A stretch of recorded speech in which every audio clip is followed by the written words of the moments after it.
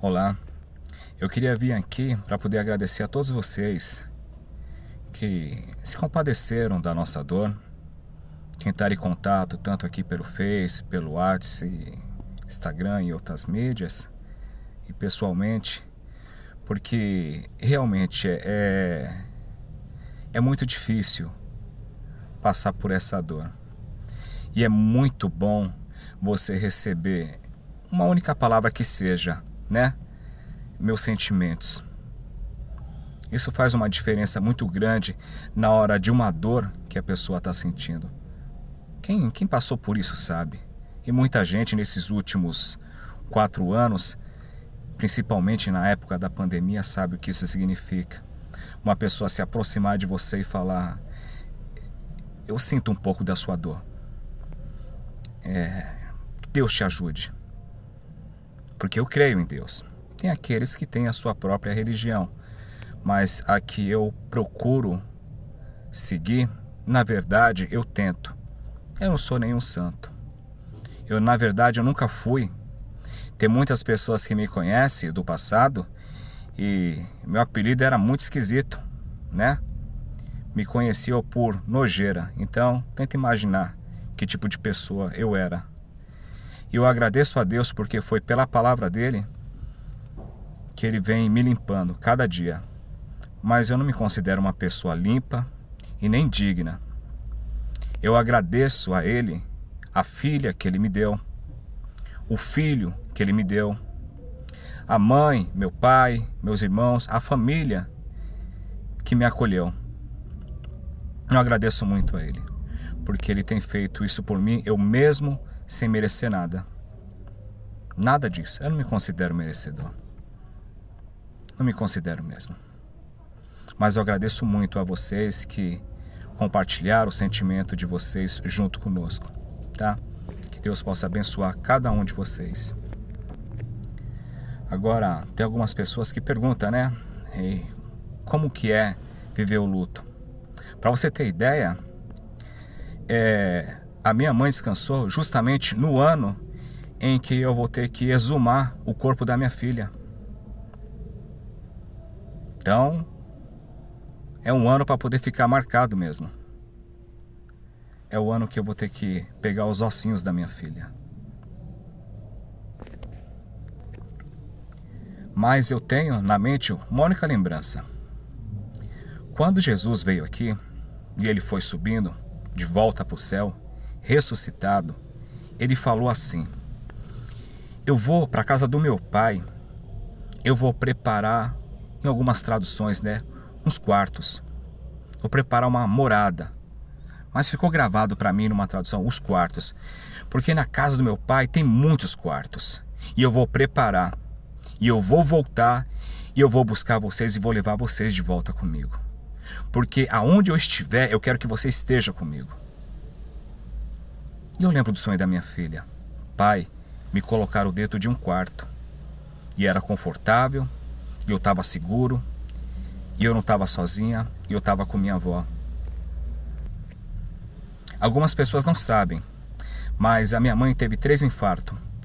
E o último, ela não conseguiu fazer o cateterismo. Então, ocasionou uma demência na minha mãe. Minha mãe voltou a ser criança de novo, não reconhecendo nada. Ela me confundia às vezes com o pai dela, com o meu tio, que já descansa também. Ela confundia o meu pai. Minha mãe voltou a ser criança de novo, né? Fazendo coisas que a gente tinha que rodear, tinha que tomar conta para poder não se machucar. Minha mãe voltou a ter uma mentalidade infantil por conta da demência. Quem tem familiares que sofrem disso, sabe como é que é o pico que eles ficam, né? Eu digo isso quando eles ficam nervosos e agitados. E o que me fez lembrar também uma palavra que Deus deixou bem claro. O reino dos céus pertence às criancinhas. E ele deixou assim falado, né? Se vocês não se tornarem como uma criança, como essas daqui, vocês não vão conseguir entrar lá. Não é para vocês. Vocês têm que se tornar como essa criancinha. E eu fiquei assim observando. Será que é dessa forma que Deus está trabalhando na vida da minha mãe? Tomando tornando, ou melhor, dando a liberdade para essa doença agir, para minha mãe se tornar mentalmente uma criança, uma pessoa ignorante com relação aos perigos e aos cuidados daqui da vida? Porque ele também deixou escrito que ele não leva em conta a ignorância que a pessoa tem sobre as coisas. Mas ele sabe o plano que ele tem feito. E ele deixou bem claro, nenhum dos meus planos vai ser frustrado. Nenhum vai se frustrar.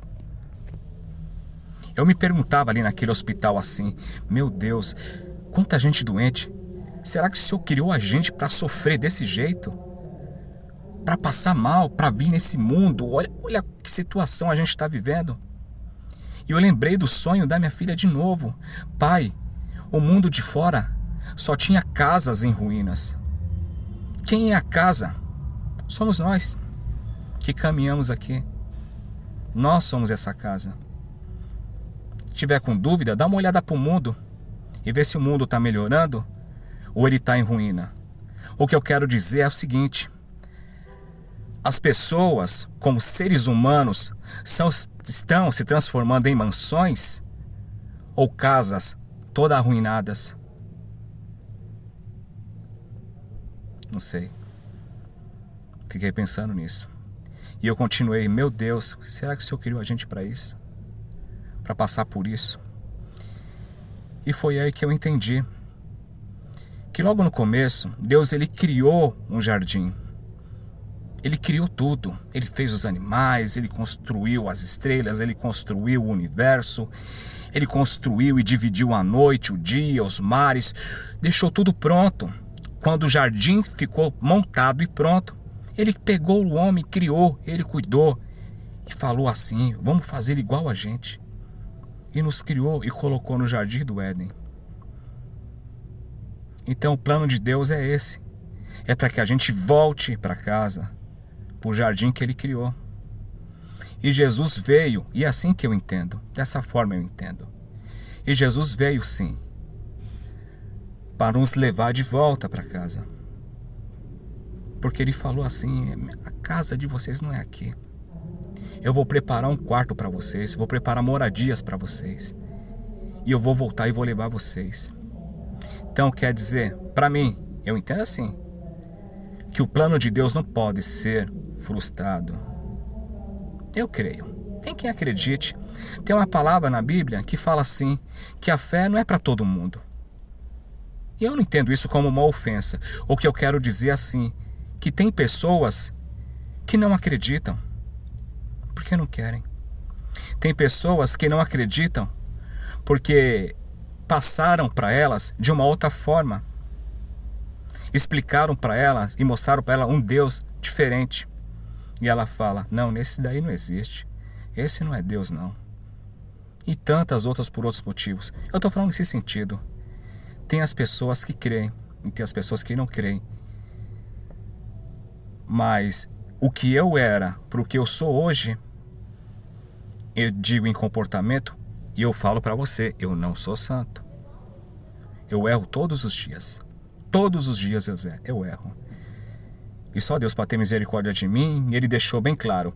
Enquanto tiver ar no seu pulmão e seu coração bombando, peça a Deus socorro que ele está pronto para poder te ajudar. E é assim que eu peço. Perdão todos os dias pelos erros que eu cometo todos os dias. E é que não são poucos que eu cometo. Mas não importa qual seja o meu erro, ou o seu próprio erro. Ele deixou bem claro. Antes vocês eram inimigos de Deus.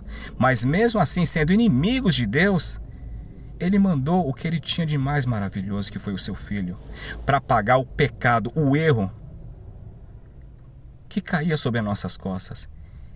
E está ele lá, ressuscitado, do lado do Pai, falando assim, olha, ele errou, mas por esse pecado eu paguei.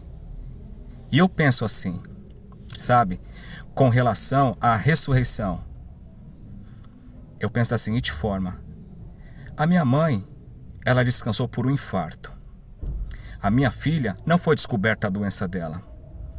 Mas eu penso assim, foi com essas duas formas de morte que elas glorificaram o nome de Deus e vão glorificar naquele grande dia. Sabe como? Não é um infarto que vai segurar minha mãe na sepultura. Não foi a doença desenganada que vai segurar minha filha na sepultura. Não é aquela pessoa que sofreu um acidente horrível, que aquele acidente vai segurar ela dentro da sepultura. Não é uma bala na cabeça, não é um câncer que vai manter a pessoa dentro da sepultura. Eu acredito que essa permissão que Deus deixou, porque Deus é vida, Ele trouxe a vida. Deus não trouxe morte para nós. Deus é vida. Quem traz a morte é outro. É o oposto de Deus. Deus é vida. Então, Ele falou, até os mares vão entregar seus mortos. Todos me pertencem, todos. Tem os que acreditam, tem os que não acreditam. E se Deus transformou minha vida e tem me transformado a cada dia, mas só que é assim, eu falo para você. É uma luta todos os dias. Eu me conter para não errar. Porque o meu corpo, a minha carne viciou em coisas ruins. E uma vez que você aprende coisa ruim, é muito difícil de você largar. Então eu procuro todo dia correr de mim mesmo. Me esconder de mim mesmo. E olha que é difícil. Como é que eu vou dizer não para umas coisas que agradam a minha carne? E eu tenho tentado fazer isso. Algumas vezes eu venço, outras vezes eu falho. E toda vez que eu falho eu lembro de uma coisa. Da palavra de Jesus e do que está escrito. Nós temos um advogado do lado do Pai a nosso favor. Então, eu quero muito que Deus possa abençoar a vida de vocês. E que de alguma forma Ele alcance algum de vocês. Nem que seja uma única só pessoa. Viver luto é viver lutando. E todos os dias. E tem uma palavra que diz assim. Não tem para onde correr em relação à morte. Um dia a gente vai ter que enfrentar ela. E é melhor enfrentar ela tendo Deus do nosso lado. Porque a gente já sabe que já ganhamos. Fique com Deus. Agradeço a todos. E eu espero que o que eu disse, eu só repeti algumas coisas que estão escritas lá na palavra de Deus. Nada saiu de mim. Não é humano, sabe? Eu não criei nada, eu não inventei nada. Só você ir lá, dar uma olhada e buscar e olhar. Ah, mas aonde está? Eu vou ser breve, só para poder terminar esse vídeo.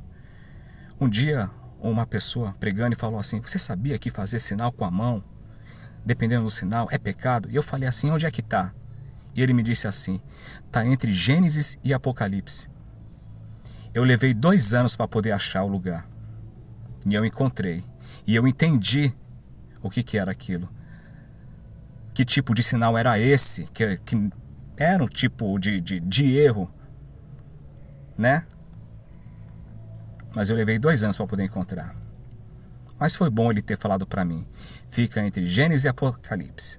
Tipo assim, vai lá ler. Se tiver dúvida, peça alguém para te ajudar a entender melhor. Mas principalmente, peça a Deus porque Ele dá o conhecimento para você. Ele vai inspirar o seu coração pelo Espírito dEle. E você vai entender todas as coisas. Que Deus possa abençoar todos vocês. Muito obrigado.